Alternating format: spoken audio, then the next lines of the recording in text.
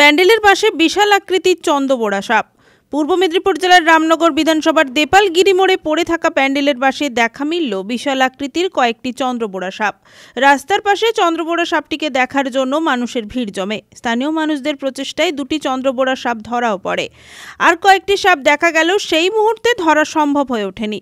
স্থানীয় দোকানদার সূর্য দাস জানিয়েছেন, এখানে রেগুলার বাস থাকে। কর্মসূত্রে যারা কাজ করেন তারা এসে পলিথিন টানলে সাপটি দেখতে পায়। তারা বুঝতে পারেনি কটা রয়েছে। মালিক এসে যখন পেপার টানে তখন দেখেই তারা চমকে ওঠে। গোটা পাঁচেক চন্দ্রবোড়া সাপ ছিল, যার মধ্যে দুটো ধরা হয়েছে। এই বাস গোডাউন ছিল, বাস গোডাউনের মধ্যে পেপার ছিল, সে পেপারের ভিতর ছিল। কটা সাপ ছিল তাতে? তিনটা দেখেছি, কিন্তু একটা পালিয়ে গেছে, দুটো ধরেছি।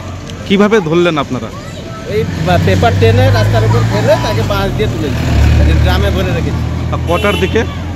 ওটা আটটার দিকে। কাউকে জানিয়েছেন? হ্যাঁ, বন দপ্তরে খবর দিয়েছি। প্যান্ডেলের মালিক জয়শ্রী মাইতি জানিয়েছেন, বাড়ির আশেপাশে বাঁশ রয়েছে। লোক তাদের বাঁশ টানতে গিয়েই দেখে এই সাপ। সাপটি প্রায় 2.5 ফুটের মতো লম্বা হবে। দেখেই মনে হচ্ছে চন্দ্রবোড়া। শঙ্করপুর বন দপ্তরকে ফোন করা হলে শঙ্করপুর থেকে কর্মচারী বৃন্দ এসেছিলেন এবং দুটি সাপকে উদ্ধার করে নিয়ে যান। বাড়ির পাশে বাঁশ আছে, বাঁশের সাইডে লোক আমাদের বাঁশ টানতে গেছিল, দিয়ে দেখতে পেয়েছি।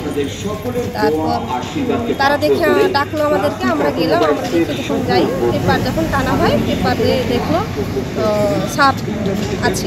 তো প্রথমে একটা পেপার টানা হলো, একটা ধরা হলো। আবার যখন পরিষ্কার করতে যায়, আবার পেপার টানা হয়, আবার একটা দেখতে দিয়ে ধরে আমরা রেখেছি গ্রামে ধরে। বনদপ্তরকে খবর দেওয়া হয়েছে, বনদপ্তরে আসছে। কটা সাপ ধরলেন আপনারা? দুটো ধরেছি, বর্তমান দুটো ধরেছি। আর কত লম্বা খানিক?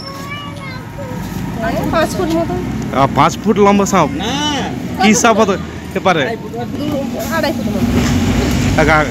কি সাপ দেখে মনে হচ্ছে আপনার? চন্দ্রবোড়া। ব্যুরো রিপোর্ট, খবর BCBS।